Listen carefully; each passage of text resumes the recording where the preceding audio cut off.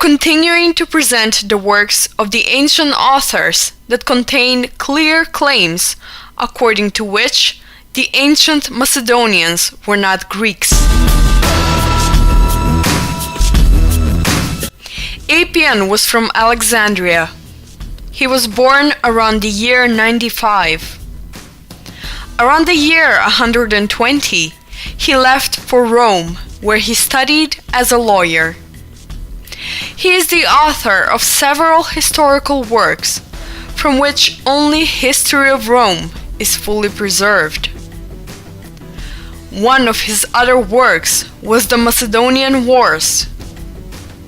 From this book, a chapter named Ilian Wars has been preserved. In this text, Appian clearly separates the Macedonians from the Greeks.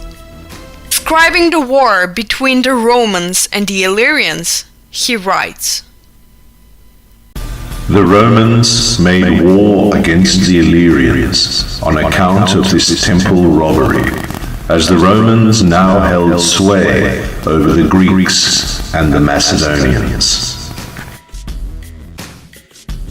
Here, we can clearly see that Appian considers Macedonians and Greeks as different nations.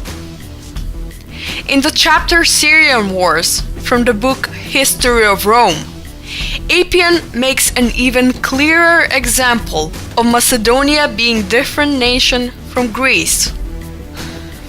While writing about the beginning of the hostility between the Romans and Antiochus III, a king from the Macedonian dynasty of Seleucids, which reigned over a part of Asia after Alexander the Great died, Appian writes, "The inhabitants of Smyrna and Lampsacus and some others who still resisted sent ambassadors to Flamininus, the Roman general, who had lately overthrown Philip V, the Macedonian, in a great battle in Thessaly. For the affairs of the Macedonians and of the Greeks were closely linked together at certain times and places, as I have shown in my Greek history." We will not get into a detailed explanation of the complex political processes at the time when the Macedonian king Antiochus went to conquer Greek cities, but some of them asked for help from the Romans. But we will keep on discussing the subject of our interest.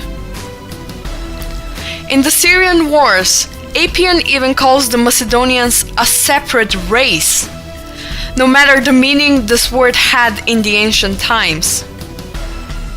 Describing the events after the death of Alexander the Great of Macedon, Appian writes, "After the Persians, Aleksandar became the sovereign of Syria, as well as of all other peoples whom he found. He died, leaving one son very small and another yet unborn. The Macedonians, who were loyal to the race of Philip, chose Aridaeus, the brother of Aleksandar, as king."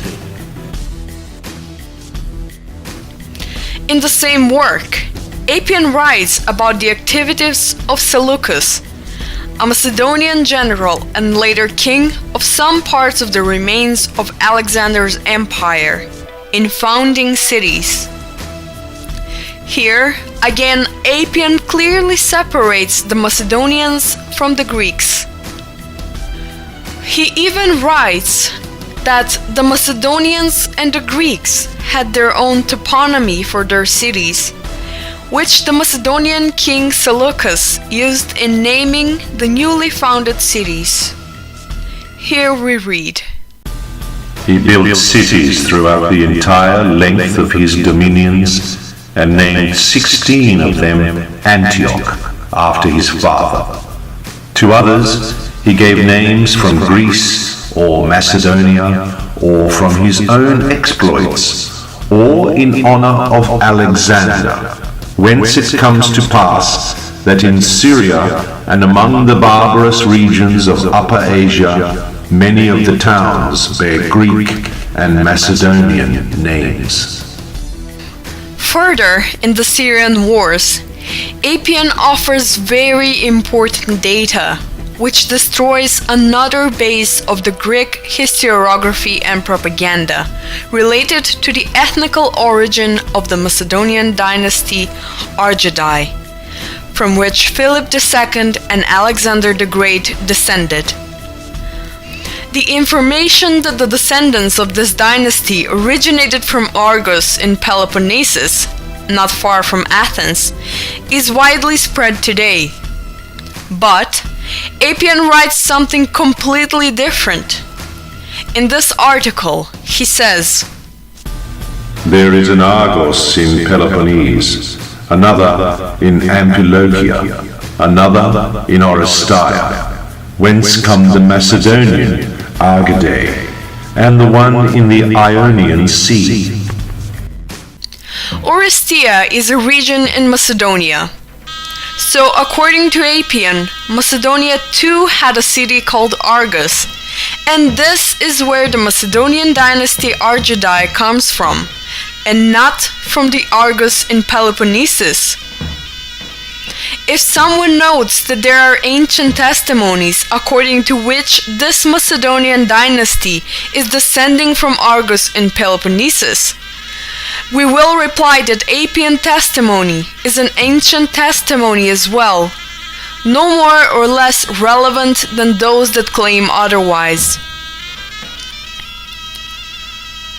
If we consider some of the other facts, like the Macedonians being called barbarians, which means non-Greeks by the Greeks, as well as other testimonies that were presented in these clips, then there is a probability that the Macedonian dynasty was founded by the Macedonian non-Greeks. And even if they did come from the city of Argos, then it was probably Argos in Macedonia, a city where Macedonian was spoken in. But even in the ancient times, when the beginnings of the Macedonian dynasty were formed, a nation lived in Peloponnesus called Pelasgians. The ancient historian Herodotus wrote that the Pelasgians and the Greeks spoke different languages and that they could not understand each other. Let's conclude that Appian, with his work, is included in the numerous ancient authors who stressed out the ethnocultural uniqueness of the ancient Macedonians.